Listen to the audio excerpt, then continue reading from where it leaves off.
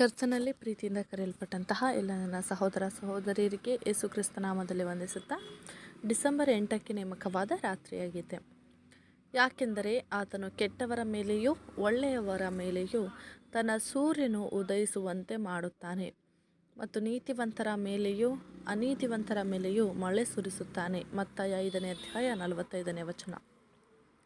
ನಾವು ಮೇಲಿನ ಆಧಾರದ ವಾಕ್ಯವನ್ನು ಓದುವಾಗ ನಮ್ಮ ದೇವರು ಕೃತಜ್ಞತೆ ಇಲ್ಲದವರಿಗೂ ಅನೀತಿವಂತವರಿಗೂ ಪಾಪಿಗಳಿಗೂ ಸಹ ಆತನು ಕೃಪೆ ಉಳ್ಳವನು, ಪ್ರೀತಿ ಉಳ್ಳವನು, ಕರುಣೆ ಮತ್ತು ದಯೆ ಉಳ್ಳವನು ಎಂದು ಈ ವಾಕ್ಯವು ಹೇಳುವುದನ್ನು ನೋಡುತ್ತೇವೆ.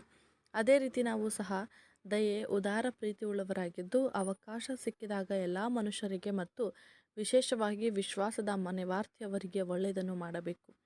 ದೇವರ ಈ ದೃಷ್ಟಿಕೋನವು ನಮ್ಮ ಹೃದಯವನ್ನು ಸ್ಪಂದಿಸುತ್ತದೆ ಮತ್ತು ನಾವು ಈ ಪ್ರೀತಿಯ ದೇವರನ್ನು ಎಷ್ಟು ಹೆಚ್ಚಾಗಿ ಅಧ್ಯಯನ ಮಾಡುತ್ತೇವೋ, ಆತನೊಬ್ಬನೇ ಪ್ರೀತಿಯುಳ್ಳ ಮತ್ತು ಸತ್ಯ ದೇವರೆಂದು ಎಷ್ಟು ಹೆಚ್ಚಾಗಿ ಅರಿತುಕೊಳ್ಳುತ್ತೇವೋ ಮತ್ತು ನಮ್ಮ ಹಿಂದಿನ ಎಲ್ಲ ತಪ್ಪು ಕಲ್ಪನೆಗಳು ನಿಜವಲ್ಲವೆಂದು, ಪ್ರೀತಿ ಇಲ್ಲದೆಂದು, ಅಸತ್ಯವಾದವುಗಳೆಂದು ನಾವೇ ಸೃಷ್ಟಿಸಿಕೊಂಡ ದೇವರೆಂದು ಮತ್ತು ನಾವು ಇನ್ನೂ ನೋಡುವುದೇನೆಂದರೆ ನಾಗರಿಕ ದೇಶಗಳು ಪೆನ್ನು, ಮುದ್ರಣ, ಶಾಖೆ, ಇಂಕ್ ಮತ್ತು ಕಾಗದದಿಂದ ಧರ್ಮದ ವಿಗ್ರಹಗಳನ್ನು ಮಾಡಿದ್ದಾರೆ.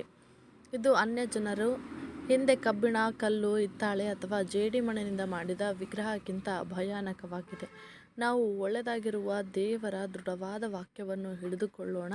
ದೈವಿಕ ಸಂದೇಶವನ್ನು ನಮಗೆ ಬಹಳ ತಪ್ಪಾಗಿ ನಿರೂಪಿಸಿದ ಕತ್ತಲೆ ಅಂಧಕಾರ ಯುಗದ ಮಾನವ ಸಿದ್ಧಾಂತಗಳನ್ನು ನಾವು ತ್ಯಜಿಸೋಣ. ಹಾಗೆ ಮಾಡುವುದರಿಂದ ನಾವು ನಮ್ಮ ಬೋಧಕನ ಮಾತುಗಳಿಗೆ ಗಮನ ಕೊಡುತ್ತೇವೆ.